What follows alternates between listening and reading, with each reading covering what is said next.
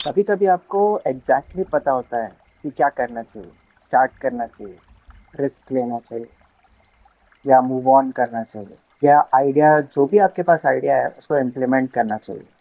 लेकिन फिर भी आप स्टार्ट नहीं कर पाते और धीरे धीरे आप खुद को लेजी समझने लगते हो।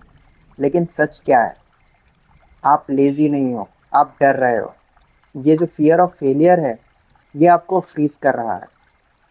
अगर आपको लगता है कि आप लाइफ में स्टक हो, तो ये वीडियो आपके लिए। अब हम ये समझते हैं, ये जो आपका फ्रीजिंग वाला स्टेज है, ये कैसे होता है। फ्रीजिंग स्टेज बहुत ही साइलेंट होता है। बाहर से आप बिल्कुल नॉर्मल लगते हो, मगर अंदर आपको बहुत ज़्यादा कन्फ्यूजन होता है, ओवर थिंकिंग होती है, सेल्फ डाउट होता है। ये जो फियर है आपका कॉन्स्टेंटली अंदर चलता रहता है।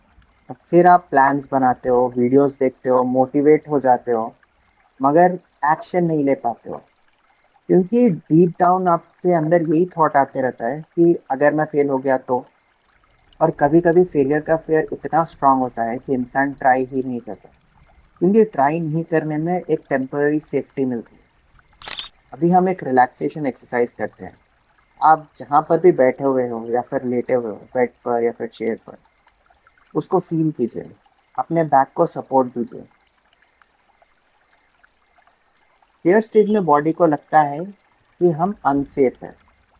अभी आपको अपने ब्रेन को ये सिग्नल देना है कि अभी आप सेफ हो। अभी हम समझते हैं कि ये जो फियर ऑफ फेलियर है, ये आता कहाँ से है।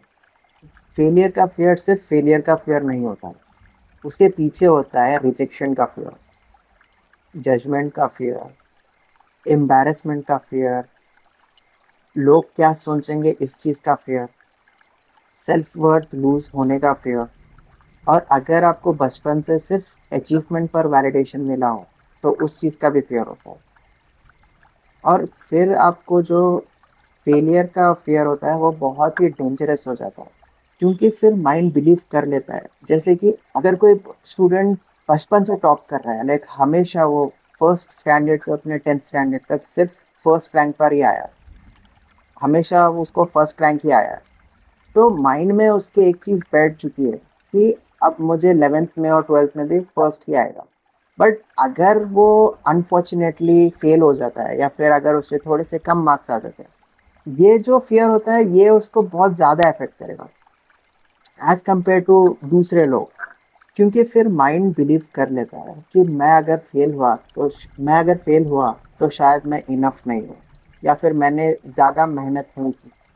यही जो डर है आपको मेंटली पैरालाइज कर देता है। Fear of failure slowly confidence को भी डिस्ट्रॉय करता है।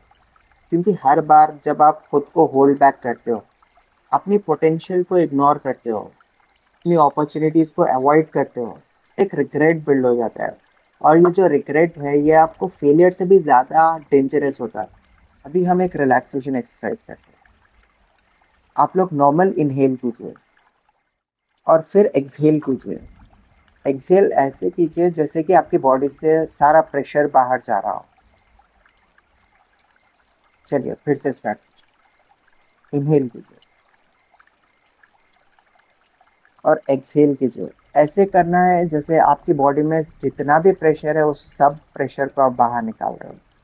ये जो फियर है आपकी बॉडी को टाइट करता है, और जो एक्सहेल है, ये आपकी बॉडी से स्ट्रेस को बाहर निकालता है।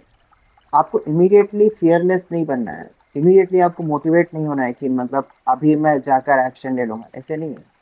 बस आपको जो फ्रीजिंग वाला जो स्टेज है, इससे बाहर आना है। तो ब्रेन आपको प्रोटेक्ट करने के ट्राई कर रहा है, डिस्ट्रॉय नहीं।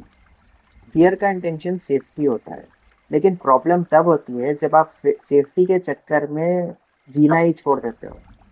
और ऑनेस्टली आपको क्लैरिटी जो है वो एक्शन के बाद ही आती है, एक्शन से पहले नहीं। बहुत सारे लोग परफेक्ट मोमेंट का या फिर परफेक्ट कॉन्फिडेंस का वेट करते रहते हैं। वो कभी नहीं आता है। लाइफ तब चेंज होती है जब आप एक्शन लेते हो। लाइफ तब चेंज होती है जब आप फियर के साथ मूव करते हो, फियर के साथ एक्शंस लेते हो।